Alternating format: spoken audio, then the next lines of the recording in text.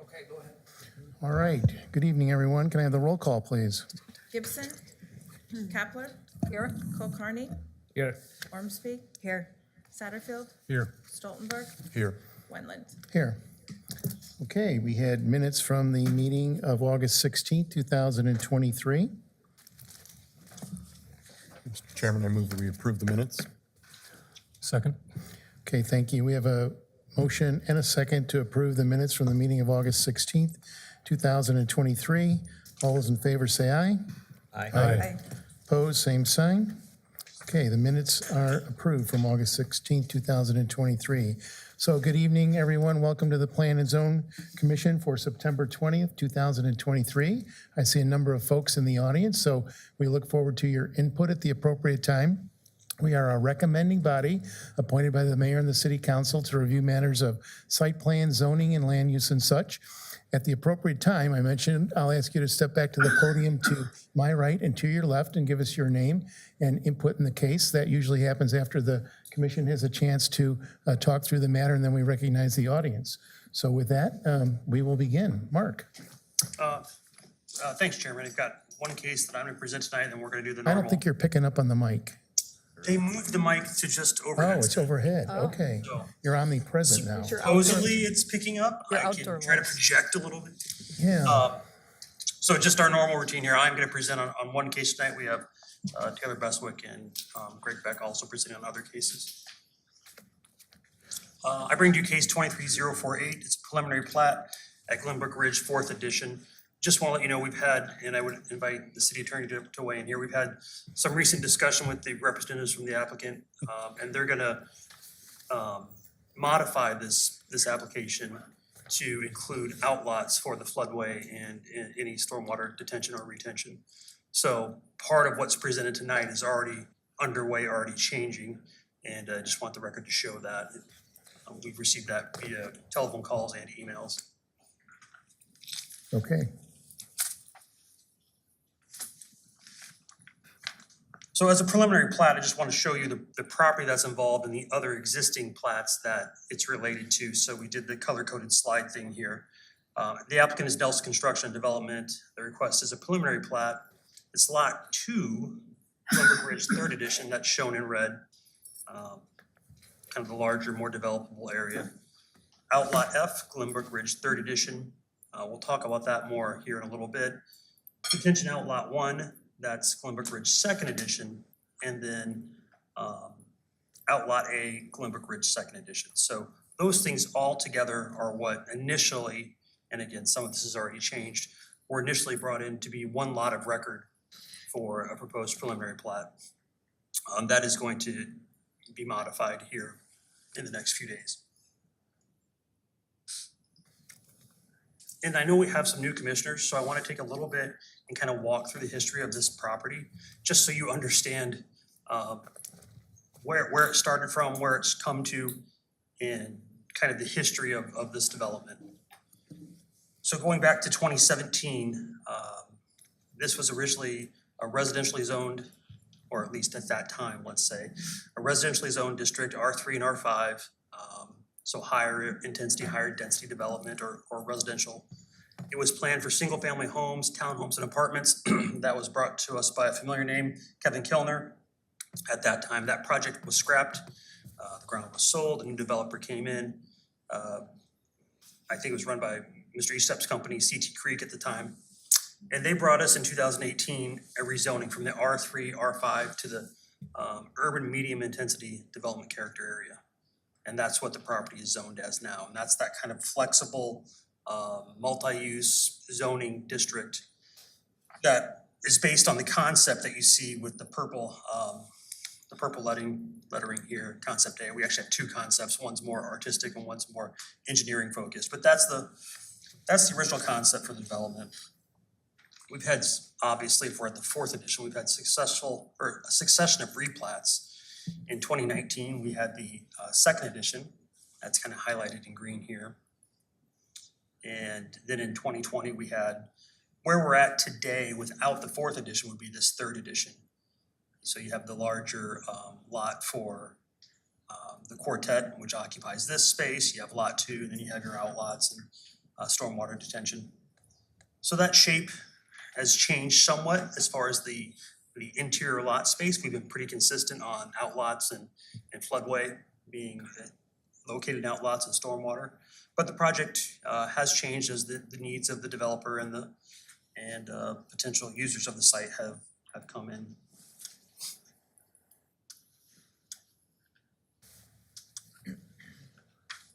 I'll let you absorb this a little bit. This is kind of an A/B switch. It also makes me think of the Brady Bunch for some reason. I think of that. Here's a story.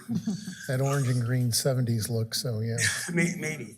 But if you look at rezoning concept B, which is really the same concept, it's just more artistic, more flowery, if you will. That's the original rezoning. We've been modifying from that. We've gone to a larger use for the quartet. These aren't to scale. This is just to give you an idea. We've gone to a larger use for the quartet. What's being considered now here will lead to some type of development on this space, lot 2, which we think is developable. And then you we didn't have recent imagery, but you already have these townhomes in here. And as you can see, the interior has morphed. It looks similar, but it has morphed. Again, with the larger quartet, changed out some apartment buildings, had this kind of green space in lot 2, which, if you remember, was part of the site plan for the quartet. We took that out at our last meeting and allowed it to be redeveloped as its own separate site. To do that, they have to plat, so that's what they're requesting here. The first step in platting is preliminary plat, and that's what's before you today. But I wanted to give you these first 3 slides just as kind of background, so everybody kind of understands the history, because we got 2 new commissioners, others have been here, but it's even been a while since this thing first came through.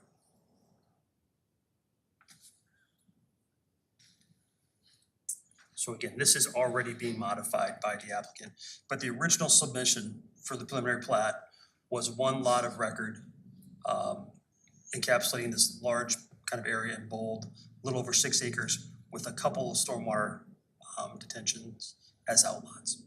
So it included all the floodway, which is really hard to see, but I will try to give you some idea of where that's at here. That line that's marked FW, if you can see the line type FW, that would have been the floodway. So in the staff report that you have at your desks, or which you read prior to tonight, you would have seen we kind of had 3 issues: reserve the floodway, place detention and outlots. Got to work on outlot F. I want to spend some time talking about that right now. Outlot F really isn't up to us as a city. There's an easement with the pipeline, and so if the pipeline's okay with any encroachment, that's between the pipeline and the developer. We're kind of agnostic about the whole thing. If they can get the encroachment agreement, and I think they probably could, then that lot comes into play. It's really kind of this spike-shaped lot here is outlot F. Go back and show you. So there's the pipeline that runs, it actually runs through all of Bettendorf. It runs right through here. Is that a high-pressure fuel line with the transmit in that? I'm not a pipeline guy. Our fire chief might. It's petroleum. Petroleum, okay. Goes down to the river. Yep, okay. So they will need to bring that into the lot of record and have it count as developable space. They'll need to work through that encroachment agreement. Again, we're agnostic about it, but if they can do it, great, and I think they probably could. It's been done before, I believe. But we don't have a vote in that matter. So what I think you'll see, and this is again a non-engineered, non-scaled drawing. Brent's probably cringing when I play engineer. But this is going to show you what we think as planners would make a lot of record that would meet our code, and relative to floodplain and floodway, stormwater detention, and all those things. There's some numbers on here. Don't add those up and try to round up to the nearest tenth. This is just very, very rough. But everything that's got a gray overlay, including the hash mark area, could be a lot of record and would be a developable lot of record. So that denominator of units per acre in the per acre part, that would go into that. Anything that's in green or blue right now, you would have to take out. Green being what we would call the floodway, which there's no development in the floodway. And then the blue being detention for stormwater. Now, it may be that the stormwater detention, if you put some of it underground, or perhaps you need less because the building and impervious surface change, that those blue stormwater areas might shrink. Again, they have engineers and architects that can do all that work. So roughly, if you went through lot 2 plus the area about lot F, remember that kind of spike shaped lot here, plus you add in this area in the hash mark, which is floodplain, not floodway. I'm going off this table right here. You're adding 113 plus 20 plus 96. Then you got to take out some stormwater and flood or stormwater detention areas. There's 3 of those right now. Again, that number could change. If you get to keep out lot F, that stays in play. You get that encroachment agreement in place with the railroad, 4+ acres maybe. And again, round numbers here. If that's not available to encroach upon, then you're probably at 3.7, 3.8 acres, something like that. It brings you to developable area at 17 units per acre. You can see there maybe 60, 70 units. Again, very round numbers. Their A&E firm can dive into that and do their magic.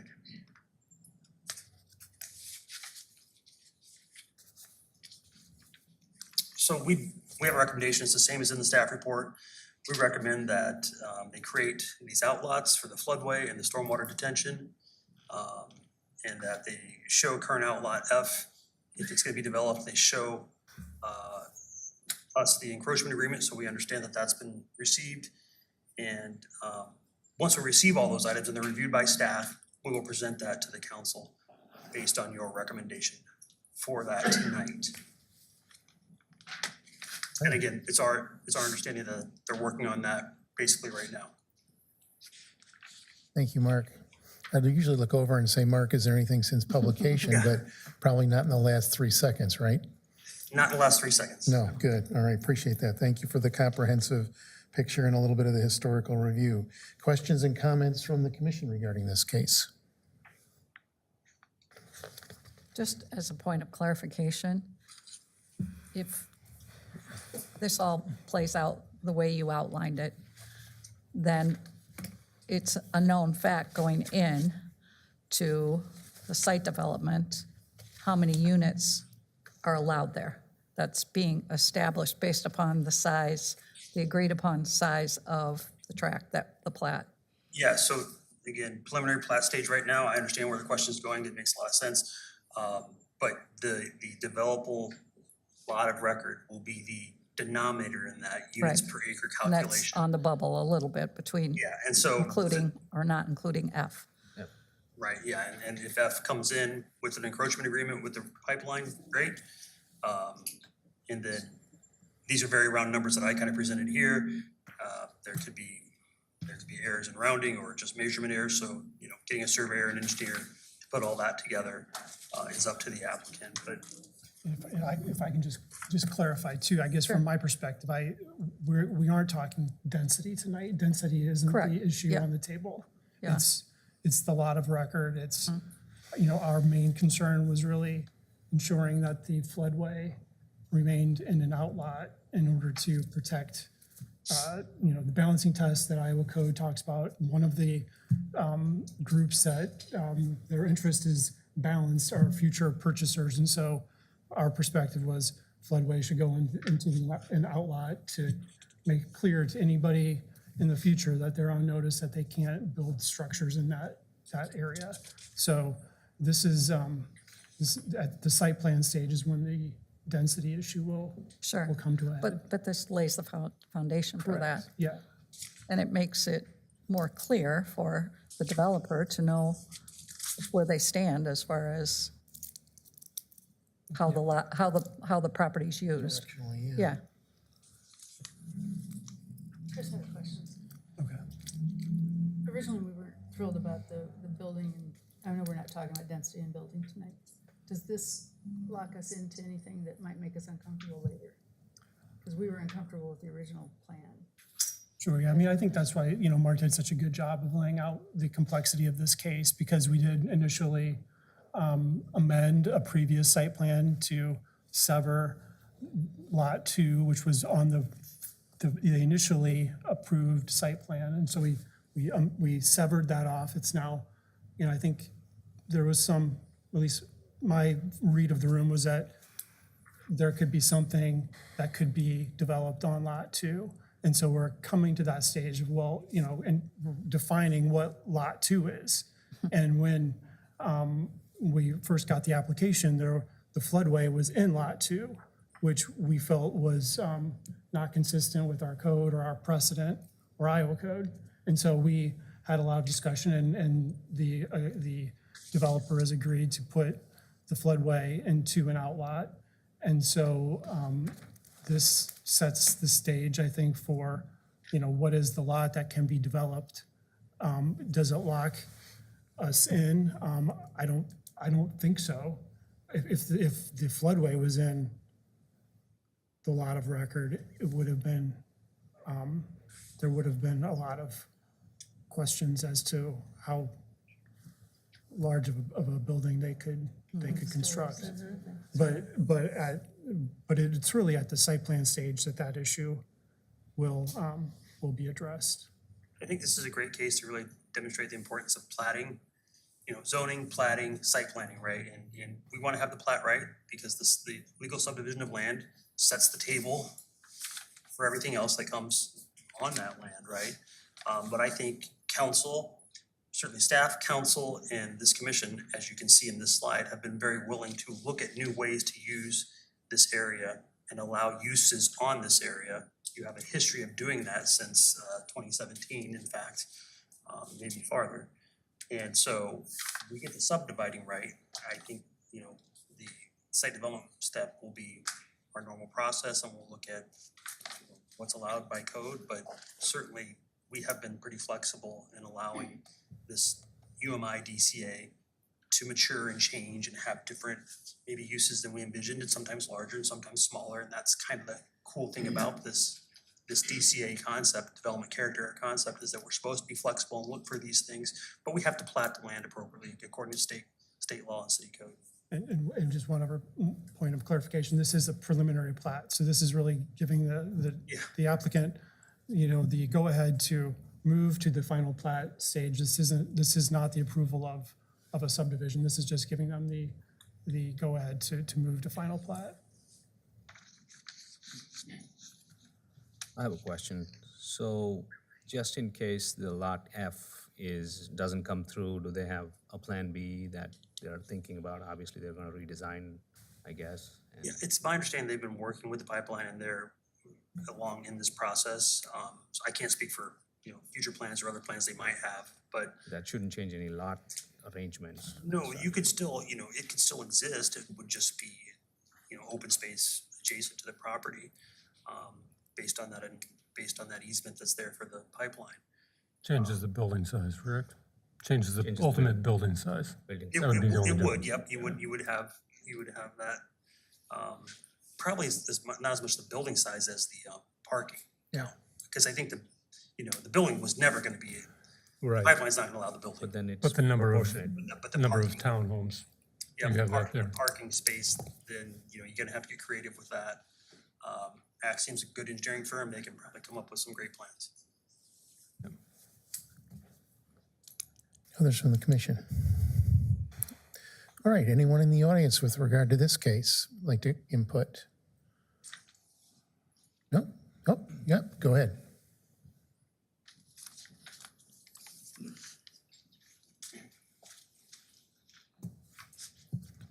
Good evening, Brian Belk, Axiom Consultants.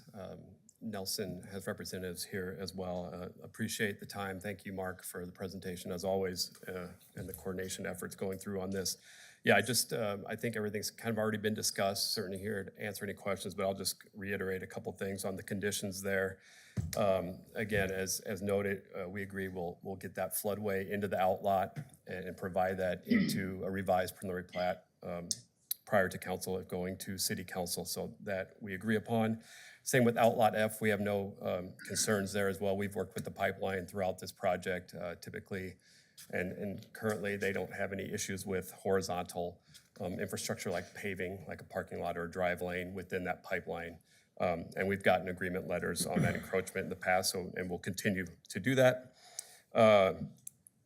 Yeah, and then I guess the only thing that we don't have resolved yet is certainly the stormwater, as Mark alluded to, as that's gonna continue to evolve during the design and full design of the site plan to determine where the stormwater is and where different outlots and numbers are in terms of density and units. So we just want to make sure that, again, I know that's a question for everybody, but that is not yet solidified, but we understand that the floodway will be in the outlot and we'll get outlot F and that encroachment agreement taken care of. So Very great. certainly here to answer any questions. I'll also add that Nelson did hold a good neighbor meeting, even though they didn't have to. They did hold a good neighbor meeting at the quartet 2 weeks ago it was, I guess, and had a really good turnout of residents there, as well as some of the neighbors as well, just to show them what some of the intentions and give them some idea of that we might be looking to build in this lot, and had a very good representation, all very positive responses, but I'm sure they could speak to that too, but just wanted to let you know that as well.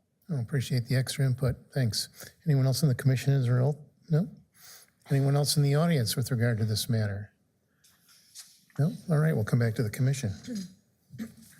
Mr. Chairman, I'll move for approval of case 23-048, the preliminary plat, subject to staff recommendations, as modified. Second. Okay, thank you. We have a motion and a second to approve case 23-048, subject to the staff recommendations as modified. All those in favor say aye. Aye. Opposed, same sign. Thank you. 23-048 is recommended for approval. All right. That takes us to 23-058. I open it first. And then, okay.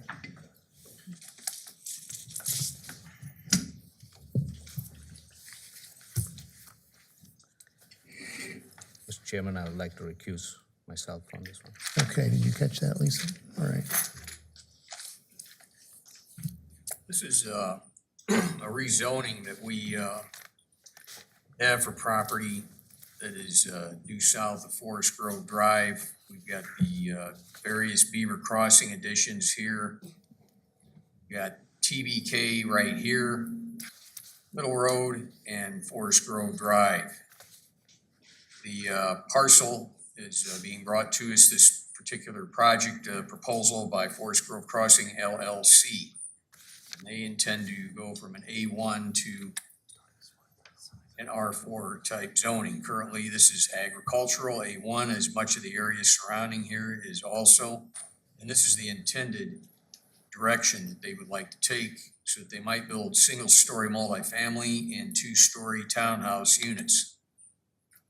Currently, we have a future land use of urban medium intensity, and that does permit the R4 medium density multifamily residence district zoning.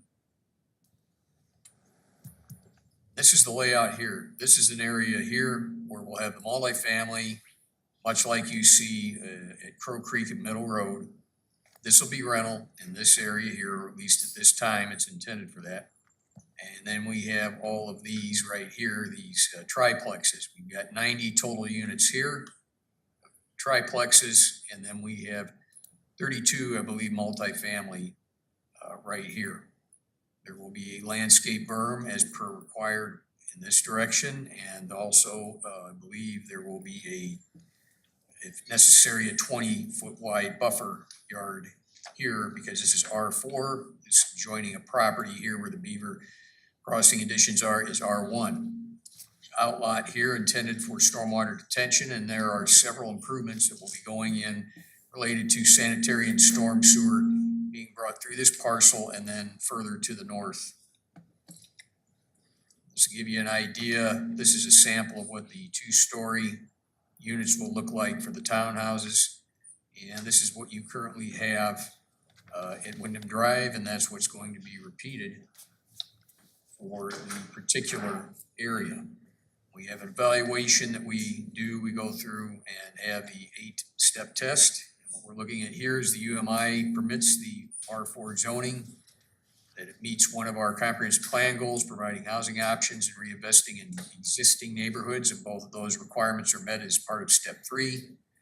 And then we have buffering for the landscape area, the subject property after city council approval The requested rezoning will be designed so as to permit characteristics of said zoning district that will not negatively impact the nearby parcels. So we already got the buffer yard in along the west side. We also have a lower type intense use, I guess if you will, in terms of the building styles that are being proposed for this site. This is also a buffer and a step down as an intermediate type use, if you will, between the single family and then as we get to more intense uses, as we get to the intersection of Forest Grove Drive and toward Middle Road. The U-shaped street also means that the traveling connections within this subdivision will be self-contained. There will not be any connections to adjoining properties. Utilities are already available on the parameters of this site. The R4 zoning is permissible land zone type zoning that we do find under step 7. The pattern of development is when it's examined to next to the property that is nearby. The characteristics are being considered. So this is a stair stepping down. You're a little less than 1,500 feet away from the intersection of Middle Road. Forest Grove Drive, Middle Road is going to be conducting traffic and more traffic, just as Forest Grove Drive is. So this is an intermediate step as a buffer area for this type of housing. And this is not the most intense housing that could even go on this parcel. And that basically this type of housing is the direction we're going. We did meet with the developers in our comprehensive plan updating, and many of them commented that this is the general direction they see housing going today, is that for more intense use of the ground, more density on the ground, and they even requested more UMI land use on the land use map. Staff will support the rezoning request, given it meets goal D and it has met the 8-step test for rezoning, and we would request the P&Z make that same recommendation for approval with the conditions listed here. I would ask if there are any questions. Okay, thank you, Greg, appreciate it. Mark, anything since publication? I would just note that on their own volition, the developer did hold a neighborhood meeting and presented the exact information you saw here tonight, and staff was present, and we appreciate them for doing that. So. Okay, great, love to see that. All right, questions or comments from the commission regarding this matter? Yes, Scott? the property to the, or the division just to the west and the one to the southwest, when one of those two came in front of us, we had a lengthy discussion about the fact that the grade school kids weren't going to be able to come from the northern property anywhere through the southern property to get to Hopewell Elementary. This is quite a ways away from the elementary school, so I wouldn't expect kids to be walking there, but the same question kind of comes up. Should we be putting something in there for pedestrians to get through these neighborhoods? I can understand not having any drives, and the topography is a little off, but it's a question. I would be very hesitant about it. We have probably a handful of sidewalks that were intended, and most of these are 30 plus, 40 years ago, to connect neighborhoods to schools. I bet I've received calls on every single one of them in the last 5 years asking if they can rip it out. We've got one right now at Pleasant View Elementary that has that same situation. It creates a lot of unintended consequences. This one would be a little unique because it's a little further away from the school, but you get parents stacking in the neighborhoods waiting for their kids as opposed to at the school.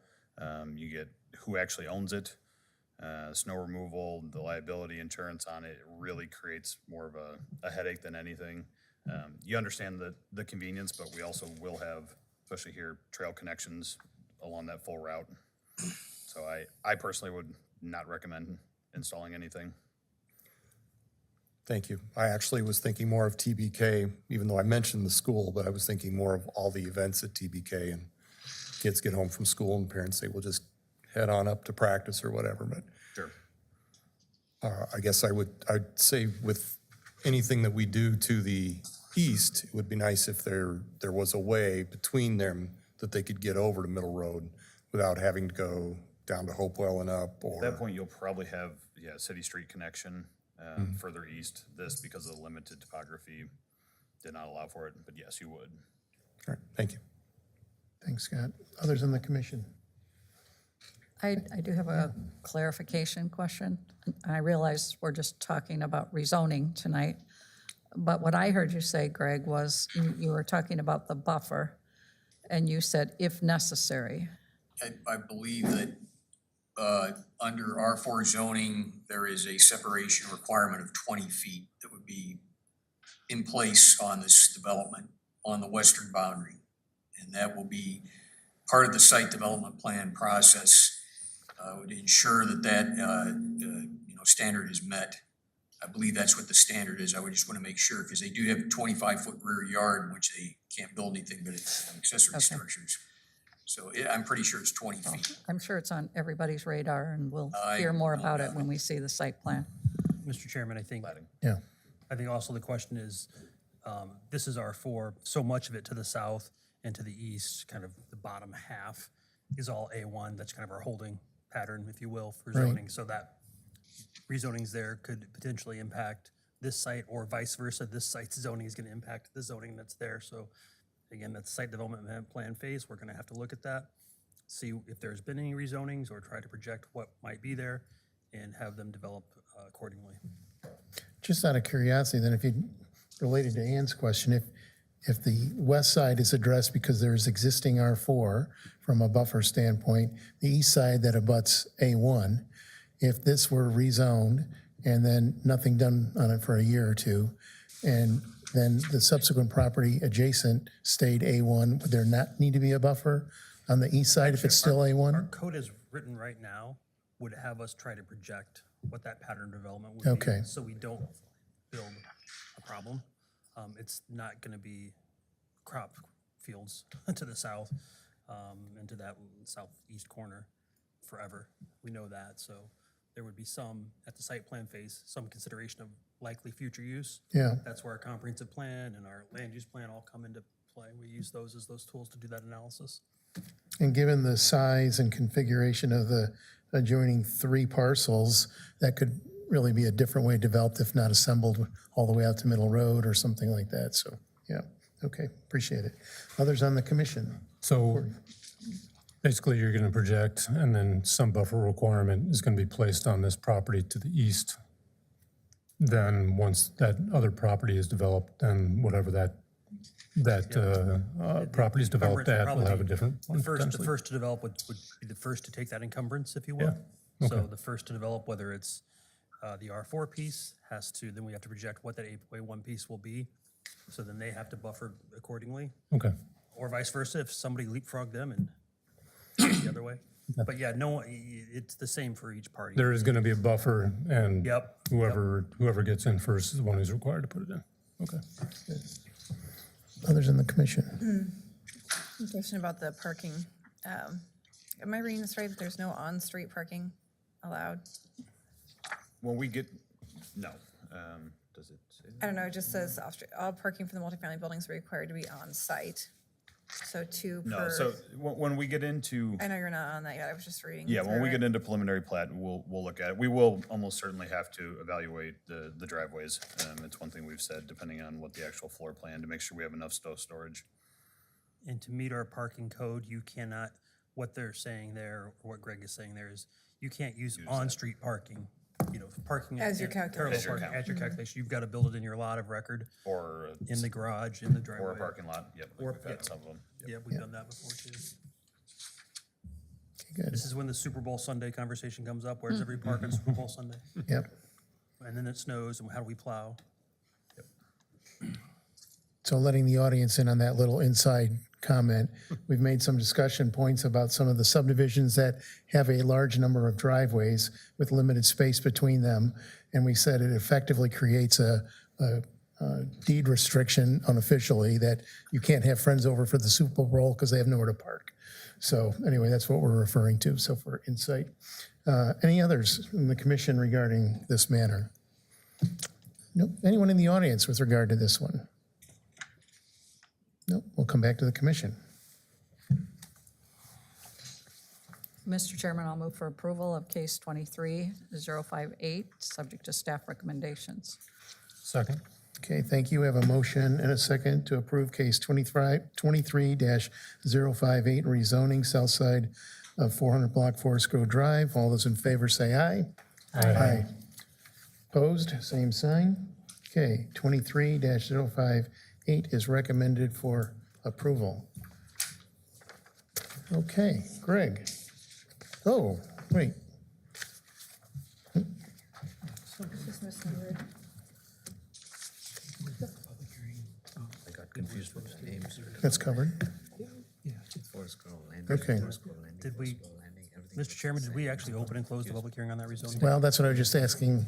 Before a vote and suspender, why don't we just go through that? Yeah, because this is a rezoning, I'm just going to back up for a minute, and we're going to open a public hearing from technical standpoints, ask if there is any comment, and then we'll close the public hearing. So I will officially open the public hearing and ask, is there proof of publication? Yes. Thank you, Lisa. Any public comment in addition to those that we've heard? Seeing none, I will close the public hearing. We've had our discussion. And you've had a Chairman, I abstain from this. And now we've had our commission action. So I think we really, yeah, I think we're in, this is kind of a new process for us to have the public hearings with the rezonings at P and Z. I think it's clear that there's nobody that wants to comment on this case, and you've had your motion and second. So I think the record will reflect that this has been recommended for approval. And we had a On public case hearing. number, on case number 23-058. 058. Okay. And I had it in front of me in red here too, so sorry about Good to that. know. All right. So we had the motion, we had the second, we had the roll call. Did we do that? We should do roll call by person then on this one as well? I think that's not necessary. We Okay. can do that in the future if you'd like, but it's. We'll do it's it up- on the it's next up to one. you. All right. Yeah. it's fine. If legal says we did it okay, I'll I go think with I think that. we're good. All right. 23-066, Greg. And Mr. Chairman, really just to clarify, Commissioner Kulkarni, you are recusing yourself from these next three matters, is that correct? 6 and 7. Five, 6, and 7. 5, 6, and 7. I don't know. Yes. Yeah, 5, 6, and 7. Yeah. They're all named the same, unfortunately, I think. Okay. Mr. Chairman, we've got three cases. Two of them are rezonings, 059 and 060. The other is a land use amendment, 066. And you're looking at north of 4200 to 4500 block of Forest Grove Drive with the rezoning and land use change. The rezonings are A1 to C3 and R5. The land use amendment is to go and take the site from UMI to UHI. This is the area in question right here, TBK right here, Interstate 80, Middle Road, Forest Grove Drive. Applicant is Forest Grove Landing LLC. We have here the zoning classes is right now A1 throughout most of this area to the west of TBK's complex. And then we have to the south, we've got some mixture here of R2, A1, R1. And then we already discussed this particular site tonight. The intended, as I mentioned earlier, the intended zoning classifications being requested are R5, high-intensity multifamily residence district, and this is for 3-story multifamily type structures, and then C3 general business district.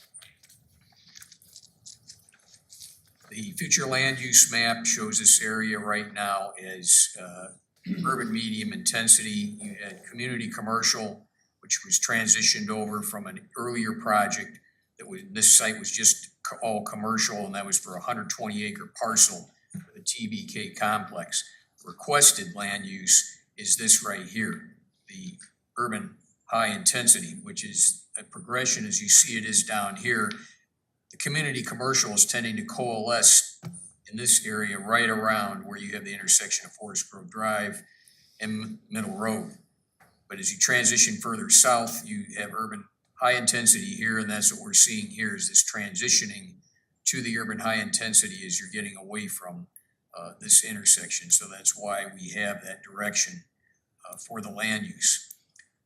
What is intended is a first stage approach of this commercial area here, south of Competition Drive, and this multifamily area here to be developed in the first stage. The remaining area is conceptual, but essentially these lots will be laid out in some type of configuration that will be commercial in nature. This is the R3 area right in this area. This is the R5, as you can see over here on this slide, and the acreage involved. You're looking at 288 apartment units that are going to be located here.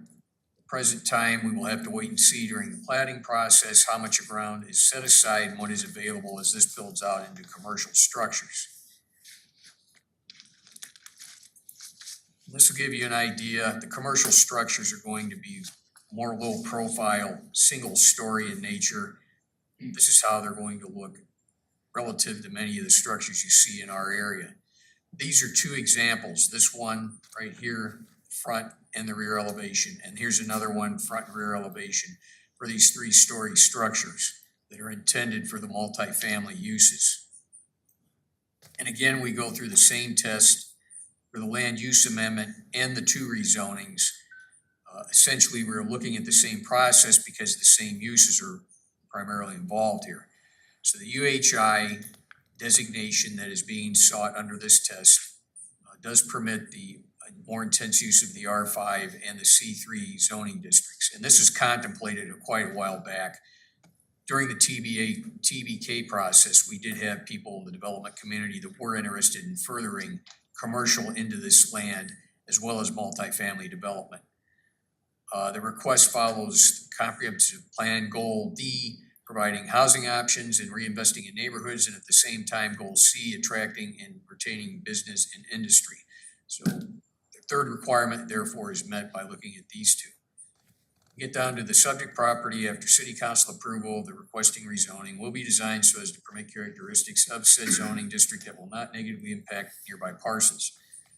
This is the atypical type of building out that you see along Interstate 80. Back in 2016, I inventoried properties from anywhere from North Platte, Nebraska, all the way to Joliet, Illinois. And for any populace greater than 30,000, you tended to see no less than 85% of that ground being used either as industrial property or as commercial property. And that was for any population, metropolitan area of 30,000 or more. I selected that area because it's essentially the central time zone, so that's what we're looking at. Essentially, that's not out of the realm of what this is here. This is a commercial buildup along Interstate 80. It's separated on the south as well by a major arterial that is only going to gain more traffic, and that's Forest Grove Drive. So there's, if you will, a separation by traffic pattern and then by the types of infrastructure that surround the area. We will also mandate that platting and site development plan standards, as well as any standards relating to externalities, will again be enforced. And if we do get complaints about lighting or anything like that, we're going to be making sure that that lighting is going to be downcast in that instance. With the potential externalities, as I just mentioned, this area is abutting already a similar type area with the commercial uses that are anticipated, and you throw in the multifamily housing, which is a stepping down, if you will, toward a residential use from the more intense commercial use. Utilities to the site, pretty much from the east as well as the south. Utilities will be stubbed in, and of course, this body will be looking at them during the preliminary, final, and platting stages, as well as the site development plan stages. And then we go to look at the pattern, again, of the surrounding development. Parcel is adjacent to the TBK complex and also Interstate 80.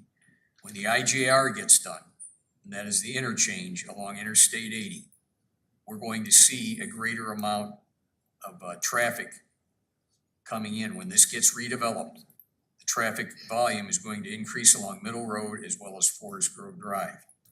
And that is why these uses are atypical of what you see when you're driving along Interstate 80. If you go up to Coralville, if you go to Des Moines, if you go to Omaha, and you go up into the Chicago suburban area, that is what you see. It is not out of the norm to see this along Interstate 80. We are one of the last because we do not have an up-to-date interchange. That's why we're not seeing some of the development maybe occurs as fast as in other locales.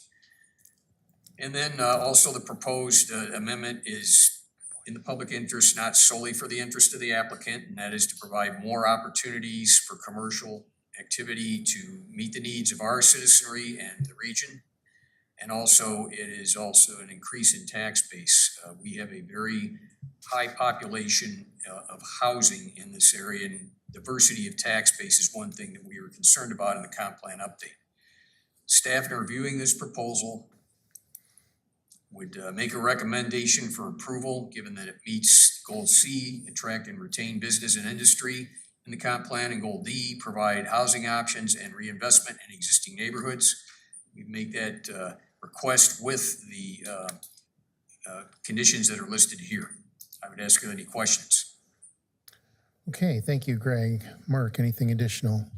Just want to point out that this developer didn't have a neighborhood meeting that was held at Sir Heights Fire Station, actually on the same date as the previous one I mentioned, and we appreciate them for doing that. They did it on their own volition, did their own advertising, but we do appreciate that and want to make sure it's in the record. And then just Can I ask you just on that one, Mark, who was the neighbor and who were the people that were part of that then? I think we helped them with an address list of 400 feet radius Okay. to the property, and they did mailers. Okay. Again, they did all that themselves. It's their meeting, not ours. We Sure. did help with some addressing. Lost my track of thought, sorry. Sorry, you had the meeting went, well, yeah. Yeah, go the ahead. meeting went well. And then just quick clarification, we do have a future land use map amendment. That's one item you'll need to vote on. That's not a public hearing. And then you have 2 public hearings for the rezonings unless Mr. Curran says you can do them both at the same time. There's an R5 rezoning and a C3 rezoning. Okay, because thank you for the clarification, because I had noted on the sheet that we would have a public hearing for the land use amendment, but we won't. I don't think we need to know on that. I think it's not required under the code. I'm not sure if Lisa noticed it up in that manner or not. Under the code, only the rezonings need to have a public hearing. In any event, I do think, which ones do we have public hearings for, Lisa? All three? Okay, no, that's perfect. So I do think in this case, it would be just fine to open all 3 of those at the same time, given that these are related. So I guess Okay. my recommendation would be, when you are ready for public comment, that you open the public hearings on 2366, 2359, and 2360, and we hear those, and we have those public hearings open simultaneously and hear any comment. And then once those are closed, then it comes back to you. That will just, I think, expedite it. Okay, so in this process here, we've got discussion by commission after the close of the public hearing. Should we conduct the public hearing and then have our, Correct. And All certainly, right. once you have a motion and a second, you'll have discussion on the motion, or motions. so we won't You'll do our take separate normal motions. discussion period now, we'll start now Yeah, with I the think public hearing. Correct. I All mean, you right. can ask Greg or Mark or any staff member, any questions that you have, then open the public hearings. Then you'll have motions for each of the cases. Okay, so questions or comments for staff from the commission? I just would like to have one clarification. I think I understand, but on the aerial slide, Greg, we have a lot of roundabouts going in, opening soon. Championship Drive, is that where there is a roundabout? Yes. And there aren't any further west than that? Not until this is probably at full build, at which point I would anticipate a Another fifth one. at International. Mark's got a The traffic volumes won't justify it diagram initially. that's gonna help us out. There you go.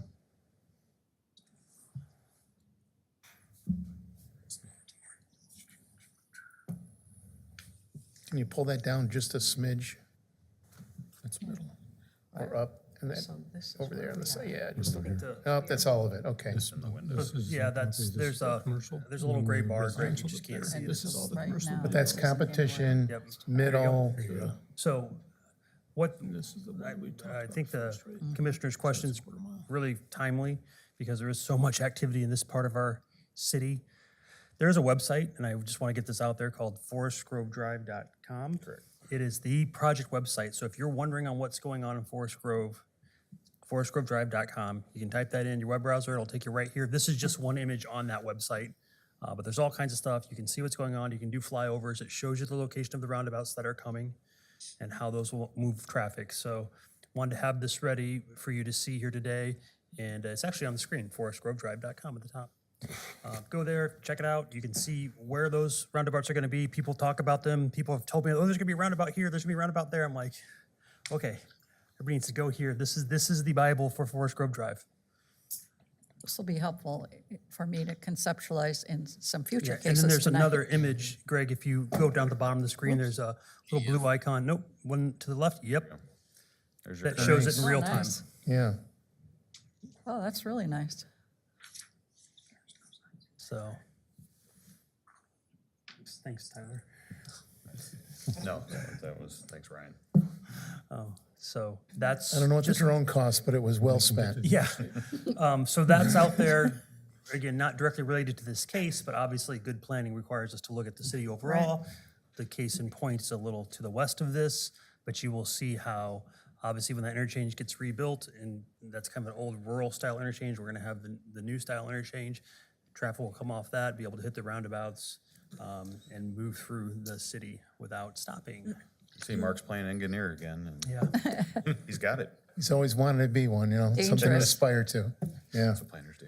Right, others from the commission regarding this matter. You need to read the letter that we got. I'm going to do that at the public hearing part Okay. for their input. Yep. No one else? All right, then we will open. Let me get back to my sheet. Open a public hearing. Is there proof of publication? Yes. Right, thank you. Now I will ask for public comment. Mr. With Chairman, reg- can I just yeah. clarify, are we opening just 2366, or would you like to? Can we open- do all three? This is, it's Yeah, it's let's your, do your that. call, but I Let's do think that. you certainly can. They're all really in the same neighborhood in the same case, so different names.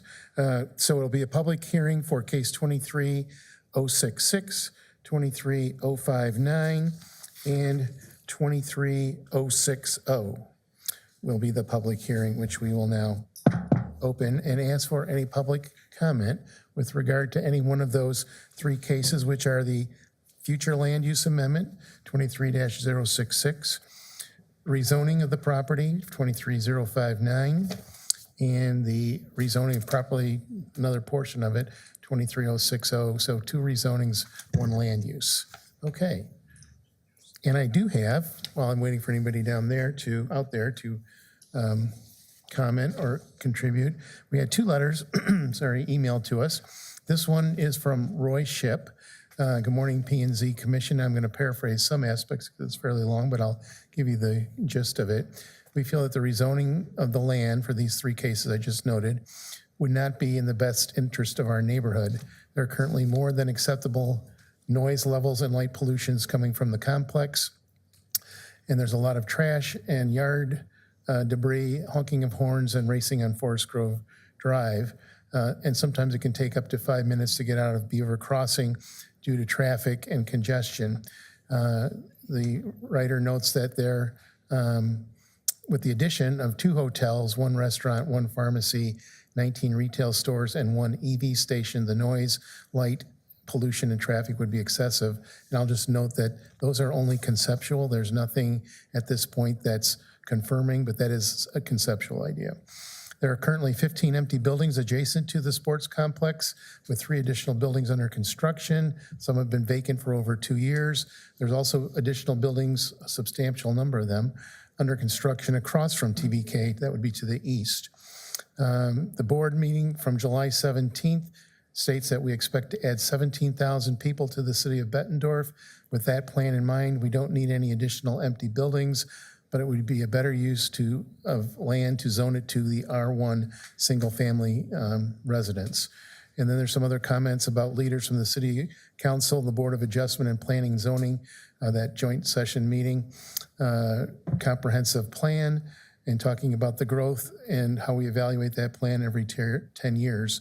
And noted that we see a future of about 56,000 people with a reasonable boundary of the city by 2045. Changes land use, references from what the mayor said for requirements on where and how developers should build dense housing such as apartment buildings as well as industrial. This zoning change should not be allowed due to the increase of traffic, noise, light pollution, and trash scattered on the sidewalks and yards. We purchased our home in this location due to the quiet, peaceful area, but still close to all necessary shopping, fuel, and medical needs. I'd suggest you spend some time in the area to see what it's like every day. Please come at night when the lights are on at TBK Complex and look at all the light shining on the houses on the south side of Forest Grove. Most of the houses have their bedrooms on the north side of the house. In conclusion, this is the same request you denied at the corner of Devil's Glen Road and Forest Grove Drive, case 2313 through 2324. This case should be denied for the same reasons, Roy and Kathy Ship. And then the second letter was from Jennifer Brimmer. Oh, is that 23063? Sorry, other case. We only had one. Thank you. Okay, so while I was reading that, did anybody want to come up and talk about this case? Nope. All right, then I will close. What? Oh, yep, okay. So I'm Roy Ship, and I live just right across the street from where you plan on putting the first part of the restaurant, the pharmacy, and the EV station. All the light coming from TPK Sports Complex right now just shines in all of our bedroom windows. I had to put up new curtains and new blinds so I could block out the light. And they're all down lights just like it, you're requesting, but they still shine so much that you can't sleep at night without adding the blinds and stuff on the windows. That will be right across the street from my house. And really what I would think is if we're gonna put business in, let's put them on by Competition Drive, so they're right next to TBK Sport Complex, and put the houses on the front half of the property instead of businesses. That would keep all the businesses together, all on the one place, and all of the houses would be together. And one other small thing is, I only got one announcement. I did get another one. It came after the meeting. And also, when you have something this large going on, you should involve the whole neighborhood, not just 200 feet away from where it's gonna be, because we're all affected getting in and out of Beaver Crossing. Thank you. Thank you, appreciate it, Roy. Okay, anyone else with regard to this matter? Nope. Last call. All right, I will close the public hearing for these three cases. Any further discussion by the commission? I would just like to make a comment that's triggered by this letter we received. The whole question of zoning for residential has become rather educational for me over the last several years because we've seen a lot of changes in what the developers want to build. You alluded to that earlier tonight. And so I think previously I fell into the classification of our letter writer that, well, if it's residential, it should be R1 because that's what I would want. And so consequently, that's what everyone wants. But we're hearing from our developers, we're hearing from our discussions in creating new plans, that's not necessarily what younger buyers want, what current buyers want. They're looking at other classifications of zoning, multifamily townhouses, and that's what we're seeing built. So just as I have learned from that, I hope others will see that R1 is not necessarily what everybody wants for residential zoning and development. And I think we're doing a good job of providing a lot of opportunities for developers to have other types of residential zoning. So that's just my zoning, residential zoning 101 tonight, 101 thought. Well, that actually took me back to Henry Ford and the Model T. Oh, thank you. Yeah, It makes me feel so young. Any color as long as it's black. Yeah, that's right. And certainly there's a lot more colors today than just black on cars, so. Right. For that kind of reason. But yeah, I think that's a good point, that we are trying to accommodate an evolving environment here with regard to development.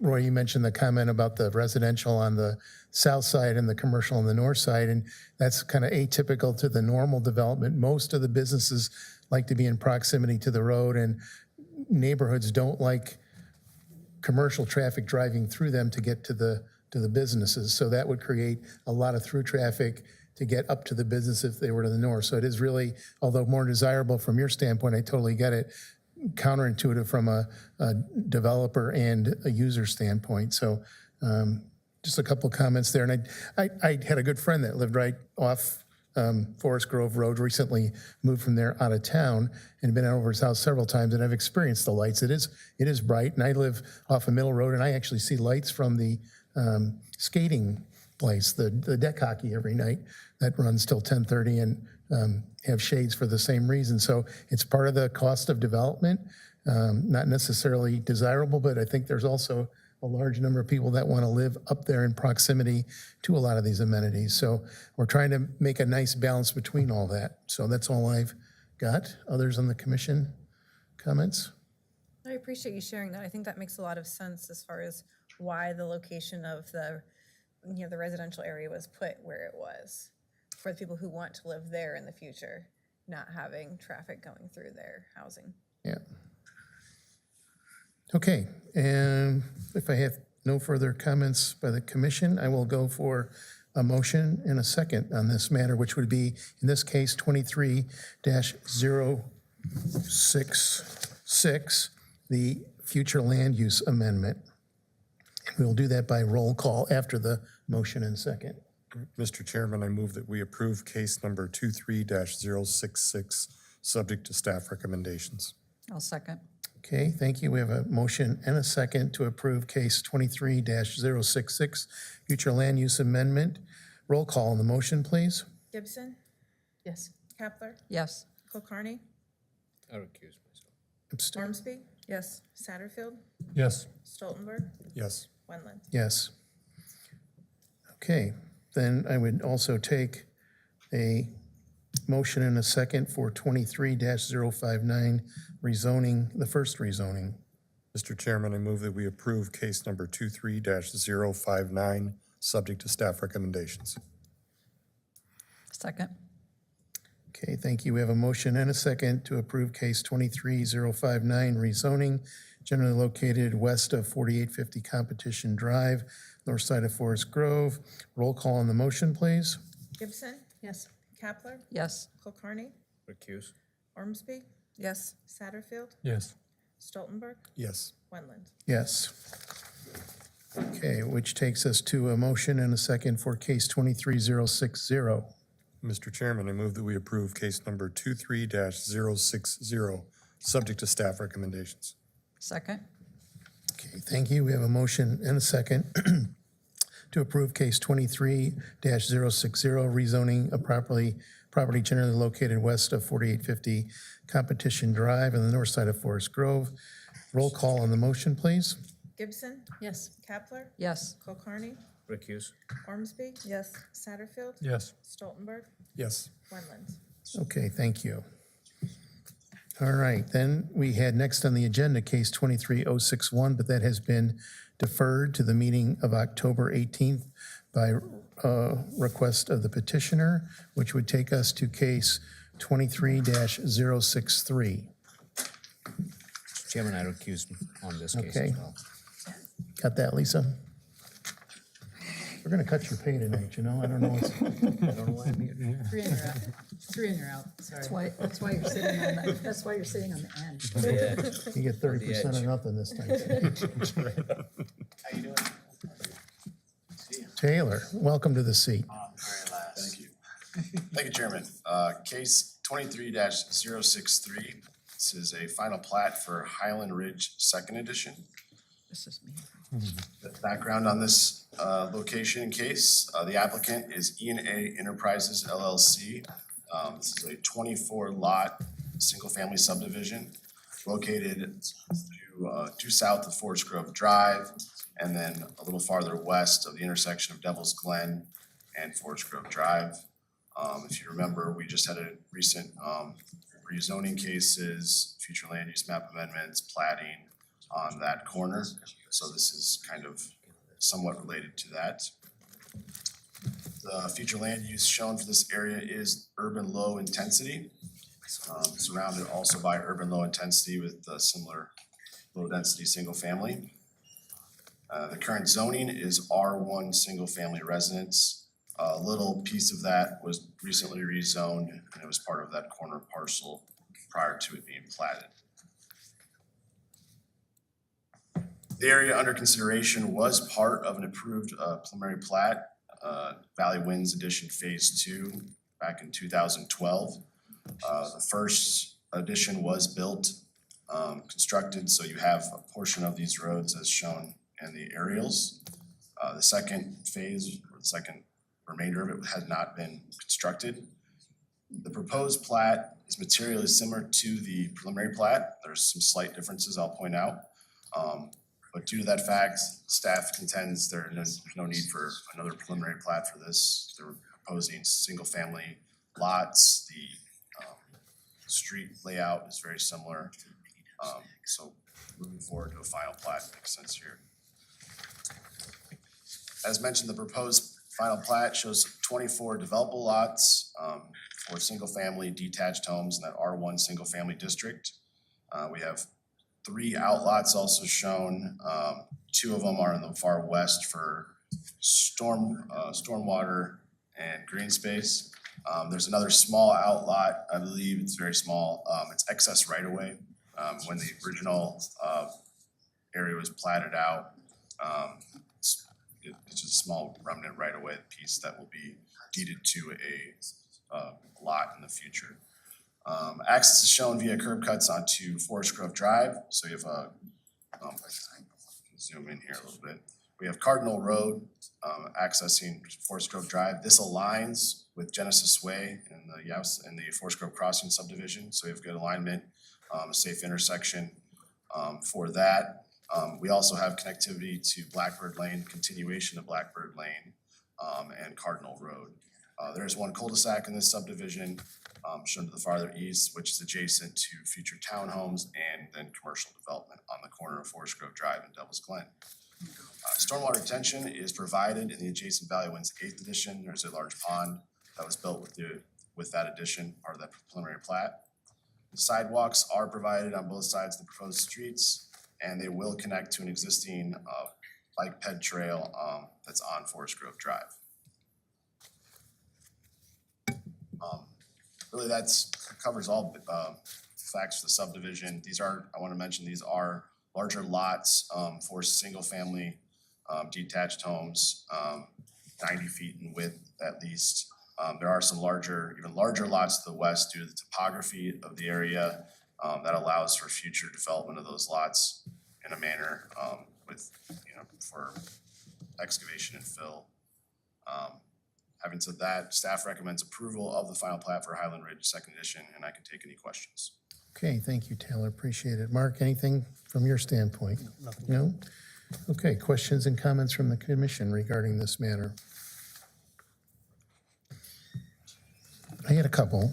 One, in the street alignment, you had noted, Taylor, do you know, or maybe I should ask Brent this, is there a center turn lane out in Forest Grove at that point, kind of multi-directional, so people will be able to pull off of the main east or west and wait to turn? Yep. So Okay. all of Forest Grove. I thought so, but yeah. Okay, that'll help. And then just want to note, I'd recall from a lot of the discussion we had for the development on the southwest corner, just to the east of this, of that Devil's Glen and Forest Grove intersection development, about the impact that development was negatively going to have on the bike path. And I see this, we're going to have connectivity, so anybody coming from the west here on the bike path will be able to come in through the neighborhood and bypass that busier intersection if they were so concerned. So just that things that necessarily as bad as they see. They'll be coming, wind their way around, take the back road if you would, if you want to go to school or anything else and miss that whole intersection, lighted intersection might be a nice way to get by. So glad to see that. That helps alleviate a little bit of a concern somebody raised. All right, that's all I had. Others with regard to this case? Single-family homes, I think people Yeah. are jumping up and down. Yeah, yeah. All right, anyone in the audience with regard to this case? Doing the wave, something?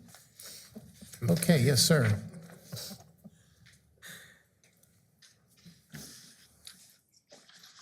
Hello, my name is Jared Stein. I live at 3400 Crow Lake Drive in Bettendorf, Iowa. I live basically across from that one, the bottom house across the pond. So, had a couple things. First, you mentioned the right of way. I don't actually see it on here, but I do know that there's supposed to be like sort of a pathway around the pond where people can like access the pond. I think that's what you're referring to as the right of way. But neither here nor there. I did have a question as to why the setbacks for the homes along Forest Grove were different. The first Staggered there? are down and then like the next 5 are up. So I didn't know if there was a specific reason why the sort of lot lines were different. My big concern, so yes, you're right. Thank you, Planning and Zoning Commission. I appreciate your time. And I agree, this is R1. We're all very excited. My specific concerns have and continue to be about the pond and the stormwater detention. Specifically, during construction, we've seen already where they'll be doing mowing or any sort of thing, and we get debris in the pond. I don't know what the expectations are, but I think that we need to make it very clear that it's the responsibility of the folks doing the construction and have a good understanding of how we're supposed to resolve those issues, because I've had a lot of challenges and I'm happy to go into more detail if we need, but I'll get to it. Once the construction is complete, I would imagine there will be additional stormwater that was previously absorbed into the ground that is now going to be flowing into the pond. And I'm not sure that it's been sort of reevaluated in terms of what the pond is actually capable of. I say that because we've been in about a 2-year discussion with McCarthy Bush over the actual maintenance of that pond. So if you go to the flyover view with Little Pond, not that one, the next, so that top part you see, that little sliver on the left, it's shallow and muddy and murky. Our part is actually pretty decent. They just put in 3 aerators, and so it's looking a lot better than it had been over the course of the last year when it was just covered in algae. But I do have concerns that if we don't address it now and as this development is occurring, that could get impacted in an adverse way. So I want to make sure that, one, the pond is actually capable of accepting the runoff that is expected, and 2, that any improvements and any of the necessary changes are handled by the company doing the construction and not pushed upon our HOA, who I think is determined to be the owner of or deeded owner of the pond as it exists. So I just want to make sure from that perspective that the construction that's going on here is probably going to have an impact on the pond, and that the folks who are doing the construction need to be responsible for the. And I'll have space. Thank you. Brent address that, but I think you kind of summed it up in the end. The relationship on that pond is a private matter between the homeowners and the HOA association, if it's not the homeowners yet, they haven't turned it over to it, so where the developer is. But the city would, and I'm going to let Brent confirm that the pond is adequate for drainage for future development. Probably 2 things there. If there is an issue during construction, so if there is sediment loss or sediment buildup from the construction, yes, they would be responsible for removing that sediment. The developer, however, cannot be responsible for any of the issues that were come apart because of any lack of maintenance that may have been on the part of McCarthy Bush. So we can't expect them to come in and fix anything that was a previous problem. And ultimately, the city does not own any of these basins. And the homeowners association is the legal owner now. Yeah, and in terms of that, I guess if there was ever an opportunity, I don't, our HOA doesn't actually know how it came into our deeded possession because we didn't ever vote on it, so I don't know that specific. But in terms of the concerns, I would say that the biggest concern is that McCarthy Bush is currently addressing is the overall algae buildup that we had noticed, mostly because the aerators had been damaged and they stopped working. But I would imagine or potential that there will be an impact to the pond, and I just didn't know if the assessments had been done to confirm that, you know, in fact, all of this additional development would be able to be maintained in the pond. So, thank you very much for your time. Appreciate it. Appreciate it. Okay, anyone else? No, if not, we'll come back to the commission. Mr. Chairman, I'll move for approval of case 23063, the final plat with recommendations submitted by staff. I'll second. Okay, thank you. We have a motion and a second to approve case 23-063, final plat Highland Ridge, second edition. All those in favor say aye. Aye. Opposed, same sign. Thank you. 23063 is recommended for approval. All right. Oh, you know, I see here, Forest Grove. Yeah, just a footnote that there was a letter from Jennifer Brimmer that I started to read before. It will be part of the record. They live at Forest Grove Drive in Bettendorf, and their concern was stormwater detention plan, which we've addressed.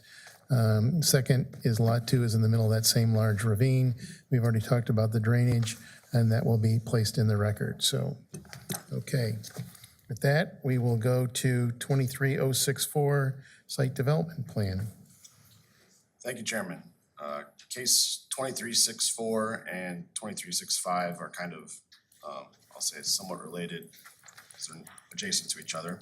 So I'll try to give you the total overview and then we'll go into the site specifics.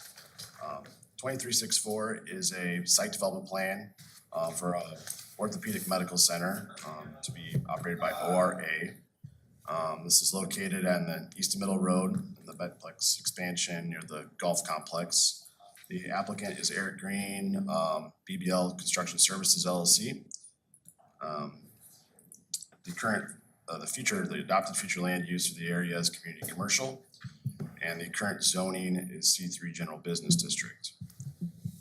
Recently, the commission and subsequently council approved a amendment or a replat of FG80 Holdings 4th edition.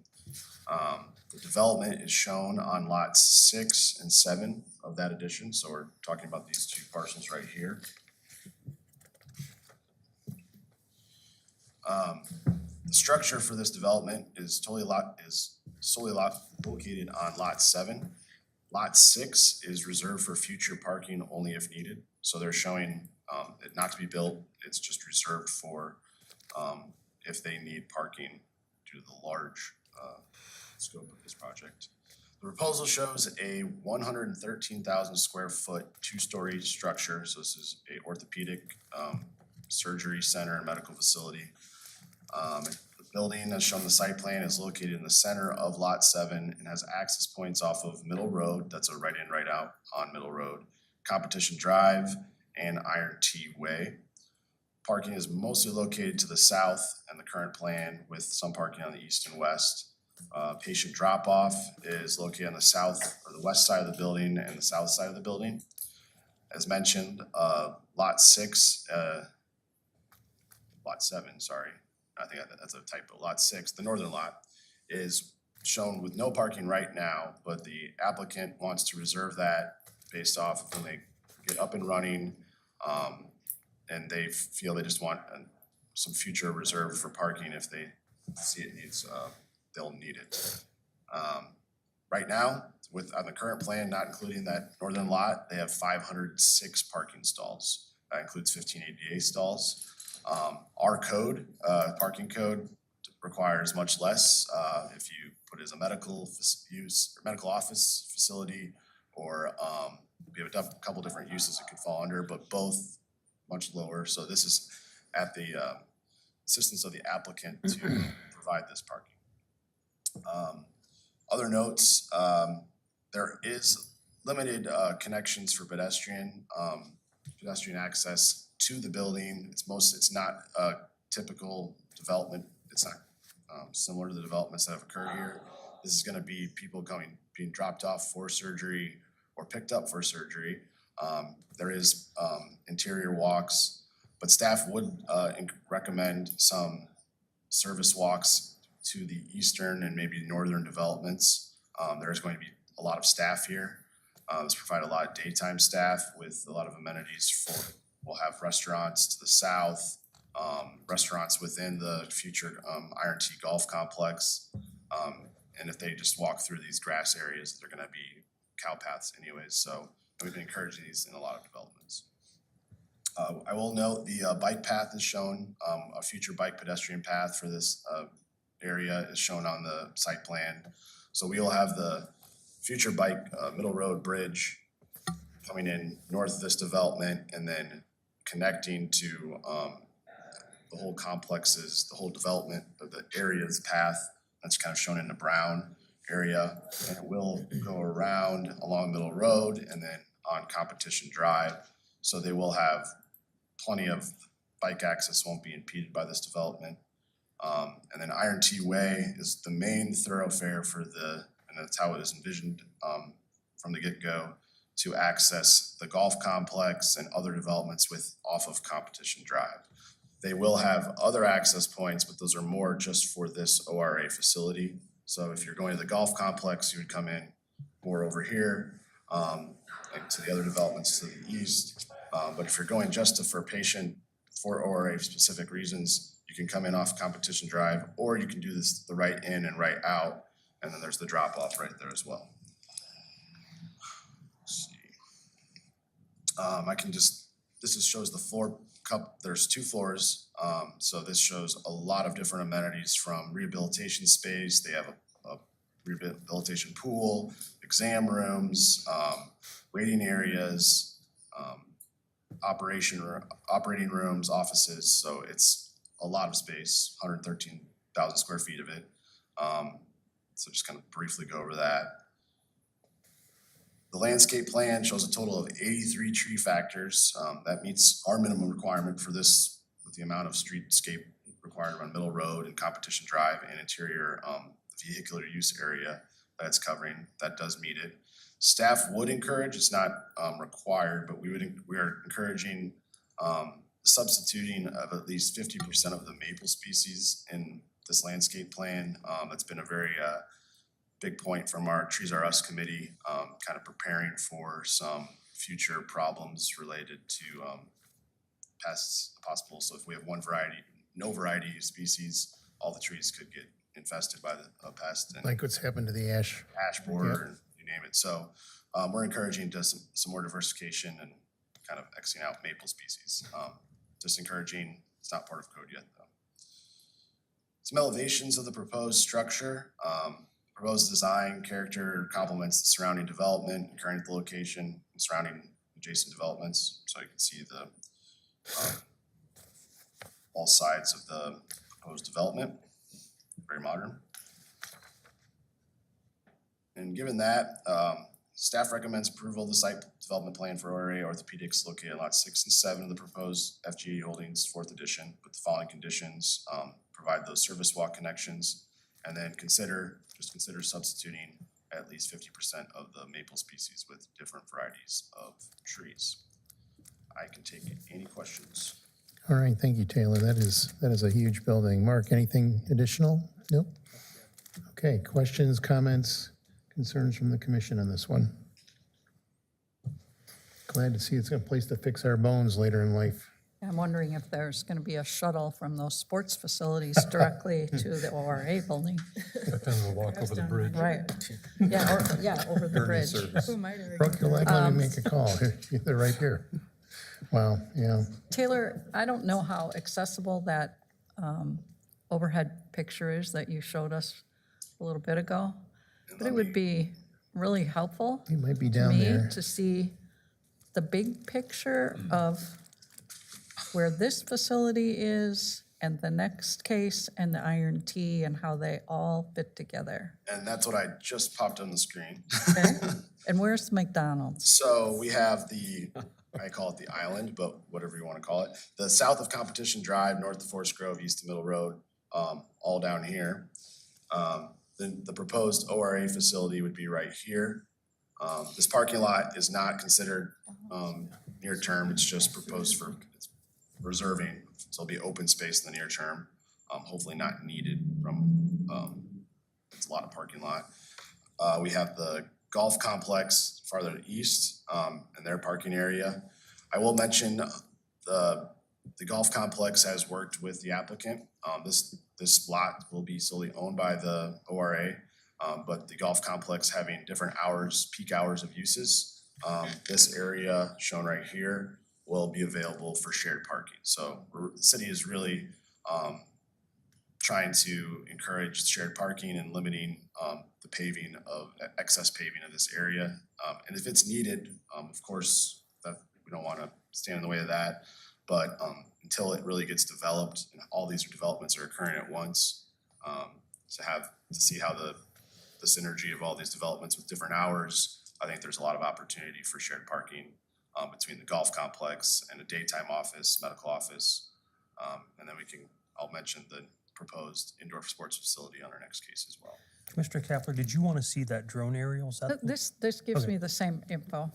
So originally, there were some fields as part of this concept for the overall concept of Yep, the and that'll be our development. next case, but I can touch on it a little bit. Okay. So that's up here, and we'll talk about that on our. On our next case, okay. Yep. Yep, Other than that, I can kind of just do a brief overview, and Brent might have to help me, but as far as approvals of site plans, everything on down here has been approved. A proposed hotel would be located on the northeast, right here, northeast corner there. Yeah, basically, Taylor, everything that's shown on that site plan except for the hotel has been approved or is being asked to be approved tonight.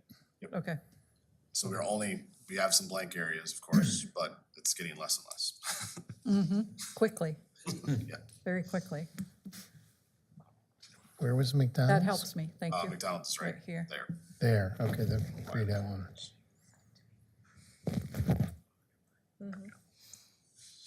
Any other commission comments, questions? No. Okay, there's 4 of you left in the audience. We've already heard from him. Anybody? Oh, wait, I spotted Kevin Kevin's Kellner hiding. hiding in the back there. There's 5 of you. Okay, you've been spotted. All right. Want to be on camera. All right, back to the commission then.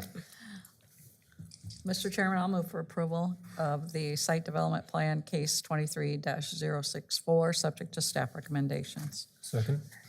Okay, thank you. We have a motion and a second to approve case 23-064 site development plan for the medical facility. All those in favor say aye. Aye. Opposed, same sign.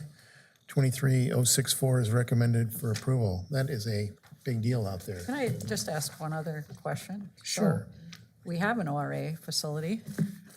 Is this replacing that or is it supplementing that? Okay, we're just talking about this case. Okay, it looks beautiful. My reading, it said a surgical center, so I don't, it seems a little bit more involved Yeah, than the current ones. I don't Right. know a lot about all the current ones, but they don't do a lot of their surgeries in like their existing buildings. well, these baby boomers, they're all falling apart and we need places for them to get repaired. Yeah, all right. Taylor, last one. All right. Our last case, case 2365. This is an indoor sports facility site development plan located in the same area. The applicant, Ryan Hintz, Middle and Forest Grove LLC. As mentioned, this area is community commercial future land use, zone C3 general business district. The proposed development is located on lot 4, so this is the large northern lot. Previous approved site plan showed 4 outdoor sports, multi-use sports fields at this location and a smaller concession stand. The applicant has submitted a new site plan for that lot. It reconfigures those sports fields. Basically, we're dealing with an indoor facility that can be used year-round versus just probably spring, summer, and fall. It also leaves a significant portion to the north for future development of unknown, but does have access shown on the east side.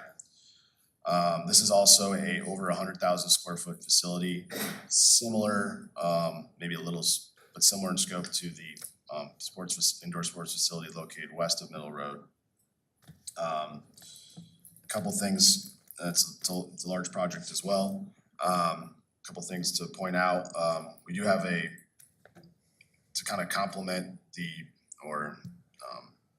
concert with the golf complex, outdoor courtyard to the south of this building. So that's the entrance to this building will be the southwest. These are all pedestrian paths, entrances. You have the bike path also connecting right here.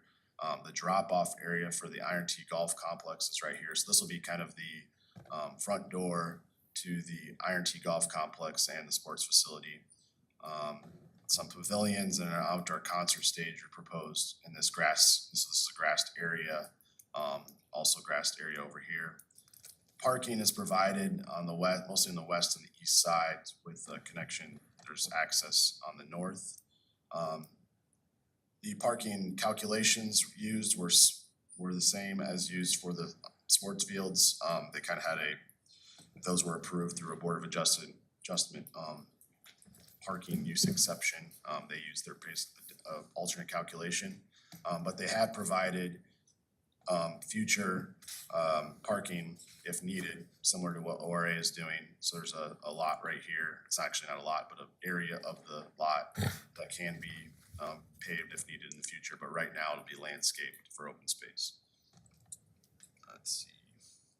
And as I mentioned, the primary access will be to the west via Iron T Way. There is alternative access, probably more for employees, through a curb cut onto Forest Grove Drive. If you remember, we have, where'd that go? Curb cut on the far east, southeast corner drive, so employee parking mostly is designed. And then it has a future access, so it does allow, this land can be developed, so it's not landlocked. But that's just for a future date. I think that kind of covers the outside of the building. I'll move more to the floor plan. So we have it's configurable to many different types of sports. Soccer, baseball, and I believe lacrosse is a trending sport as well that this is being designed for.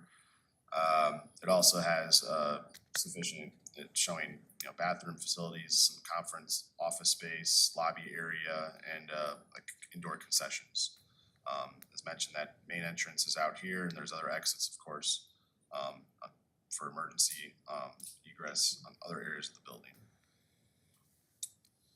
This kind of explains that parking calculation. I won't go into depth, I kind of covered it, but does have 384 off-street parking spaces, including 8 ADA stalls, and then the west area for if needed, because a lot of these developments will be breaking ground at the same time, and then they'll be opening similar times. So we'll have a lot of, these are very large developments that our code, parking, off-street parking code really hasn't dealt with, and it's not designed for. It's for a lot smaller type of developments. The landscape plan shows a total of 22 tree factors, additional shrub and flowers, shown on the plan. And as mentioned in the previous case, staff is going to encourage substituting some of those tree species, as they're showing similar tree species as the ORA plan. some of the 3D renderings of the structure. I will note these are preliminary in a sense. The elevations show also all sides. And as part of a recently amended development agreement, the applicant will be adding a little more design characteristics to complement and fit in with the the Iron T Golf Complex and some of the surrounding development. So adding some color, I guess, lack of a better term, to the structure.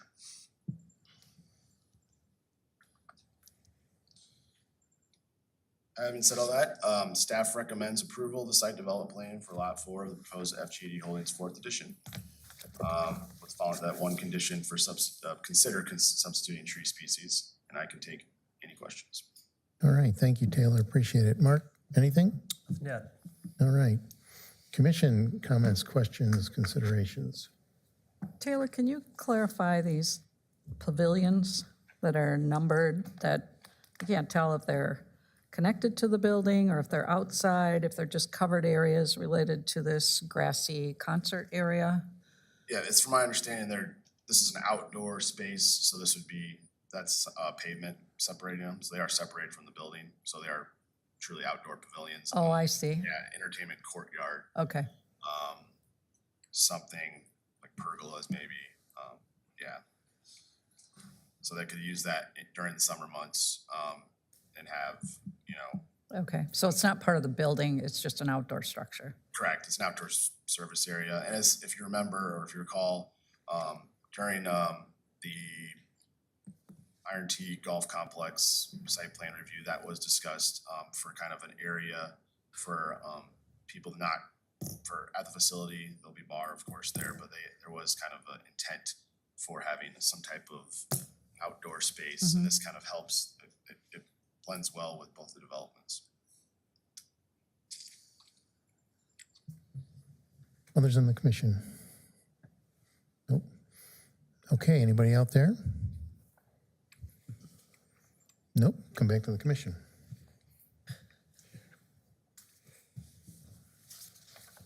Let's do it, Scott. Mr. Chairman, I move that we approve case number 23-065, subject to staff recommendations. I'll second. Okay, thank you. We have a motion and a second to approve case 23-065, site development plan for indoor sports facilities, subject to staff recommendations. All those in favor say aye. Aye. Opposed, same sign.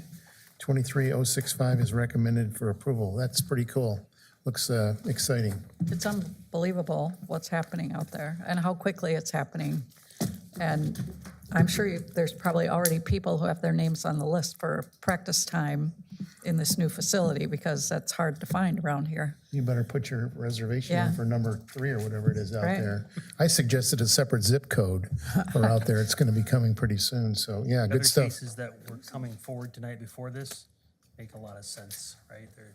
Yeah, it all Yeah. is very cohesive out there. It's not ideal for everybody involved, but it's certainly for the greater good. It's awesome to see, so thanks for your involvement in that, guys. All right, Mark, any updates? November 20th, we're gonna have an open house on the comprehensive plan, future land use map. That will be held at the waterfront, 6 PM. That'll be the total public house, so anybody from public, commissioners, others can go as well. We'll do more marketing and media on that, but I wanted to get that out there. Nothing else. All right, good, thank you. Appreciate everything from staff. We are adjourned.